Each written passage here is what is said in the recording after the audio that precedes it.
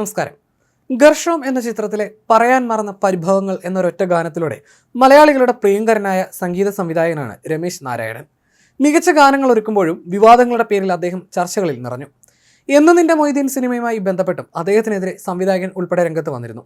ഇപ്പോഴിതാ രമേശ് നാരായണനുമായി ബന്ധപ്പെട്ട് പുതിയ വിവാദം ഉടലെടുത്തിരിക്കുകയാണ്. നടൻ ആസിഫ് അലിയിൽ നിന്ന് പുരസ്കാരം വാങ്ങാൻ വിസമ്മതിച്ചതുമായി ബന്ധപ്പെട്ടതാണ് പുതിയ വിവാദം. MTയുടെ തിരക്കഥയിൽ ഒരുങ്ങുന്ന മനോരഥങ്ങൾ എന്ന ആന്തോളജി സീരീസിന്റെ ട്രെയിലർ ലോഞ്ച് വേളയിലാണ് കഴിഞ്ഞ ദിവസം അപ്രതീക്ഷിത രംഗങ്ങൾ അരങ്ങേറിയത്.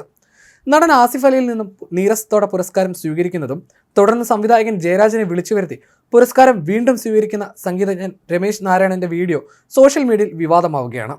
ആന്തോളജി സീരീസിലെ സ്വർഗം തുറക്കുന്ന സമയം എന്ന ചിത്രത്തിൽ സംഗീതം നൽകിയത് പ്രമുഖ സംഗീതജ്ഞൻ രമേശ് നാരായണൻ തന്നെയായിരുന്നു.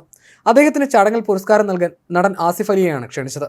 ആസിഫ് അലി വരികയും രമേശ് നാരായണന് പുരസ്കാരം നൽകുകയും ചെയ്തു. എന്നാൽ ഒരു താല്പര്യവുമില്ലാതെ ആസിഫിന്റെ മുഖത്ത് പോലും നോക്കാതെ പുരസ്കാരം വാങ്ങിയ രമേശ് ആസിഫിന് ഹസ്തദാനവും നൽകുന്നില്ല.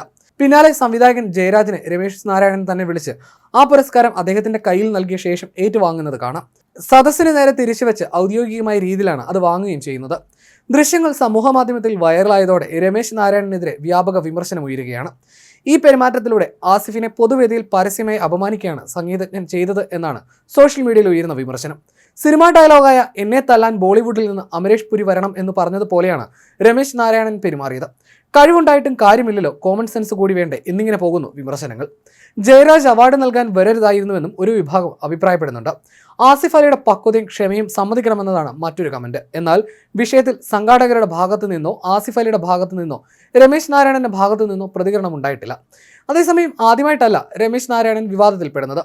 എന്ന് നിന്റെ മൊയ്തീൻ സിനിമയുമായി ബന്ധപ്പെട്ടും അദ്ദേഹത്തിന് നേരെ വിവാദങ്ങൾ ഉണ്ടായിട്ടുണ്ട്. ചിത്രത്തിലെ നായകനായ പൃഥ്വിരാജും സംവിധായകൻ വിമലും ചേർന്ന് തന്റെ പാട്ടുകളെ ചിത്രത്തിൽ ഉൾപ്പെടുത്താതിരിക്കാൻ ശ്രമിച്ചുവെന്നാണ് സംഗീത സംവിധായകൻ രമേശ് നാരായണൻ പറഞ്ഞത്.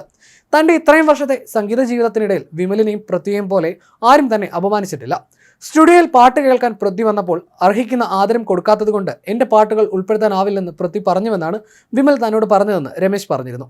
പിന്നീട് പ്രൊഡ്യൂസറുടെ നിർബന്ധത്തിന് 3 പാട്ടുകൾ ഉൾപ്പെടുത്തിയെങ്കിലും ഒരെണ്ണമേ സിനിമയിൽ വന്നുള്ളൂവെന്നും രമേശ് നാരായണൻ ആരോപിച്ചിരുന്നു. എന്നാൽ സംഗീത സംവിധായകൻ രമേശ് നാരായണൻ്റേത് മൂന്നാംകിട അഭിപ്രായമാണെന്നായിരുന്നു സംവിധായകൻ RS വിമൽ അന്ന് പ്രതികരിച്ചത്. എന്നാൽ രമേശ് നാരായണൻ്റേത് വെറും ജൽപ്പനങ്ങളാണെന്നും പ്രതികരിക്കാനില്ലെന്നും വിമൽ നിലപാടെടുത്തു.